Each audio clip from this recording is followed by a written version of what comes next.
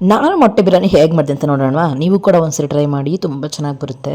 ಸ್ವಲ್ಪ ಆಯಿಲ್ ಹಾಕ್ಕೊಂಡು ಚಕ್ಕೆ, ಲವಂಗ, ಜಾವಿತ್ರಿ ಮತ್ತು ಮರಾಠಿ ಮೊಗ್ಗು, ಸ್ವಲ್ಪ ಕಸೂರಿ ಮೇಥಿನ ಹಾಕಿ ಫ್ರೈ ಮಾಡಿಕೊಂಡು ಹಾಕಿ ಕಟ್ ಮಾಡಿರುವಂತಹ ಈರುಳ್ಳಿನ ಕೂಡ ಹಾಕ್ಕೊಂಡೆ.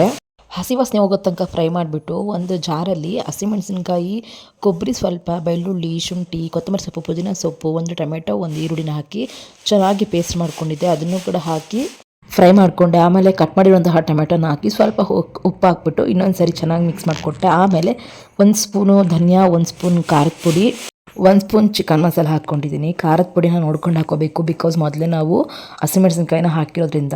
ಇಲ್ಲಿ ಮೊಟ್ಟೆನ ಒಂದೆರಡು ಪೀಸ್ ಥರ ಖಾರ ಒಳಕ್ಕೋಗ್ಲಿ ಅಂತೇಳಿ ಮಾಡಿಕೊಂಡು ಹಾಕಿ ಮಿಕ್ಸ್ ಮಾಡಿ, ಮತ್ತು ನೀರು ಎಷ್ಟು ಬೇಕು ಅಂತೇಳಿ ಇಟ್ಟಿದ್ದೀನಿ. 1 ಗ್ಲಾಸ್ ಅಕ್ಕಿಗೆ 2 ಗ್ಲಾಸ್ ನೀರು ಹಾಕ್ಕೊಂಡು ಚೆನ್ನಾಗಿ ಅರ್ಧ ಬೇಯೋವರೆಗೂ ಕೂಡ ಮಿಕ್ಸ್ ಮಾಡಿಕೊಂಡು ಆಮೇಲೆ ಲಿಡ್ ಕ್ಲೋಸ್ ಮಾಡಿ ಒಂದು ವಿಸಿಲ್ನ ತರಿಸ್ಕೊಟ್ರೆ ಸಾಕಾಗುತ್ತೆ. ತುಂಬ ಚೆನ್ನಾಗಿ ಬಂದಿದೆ.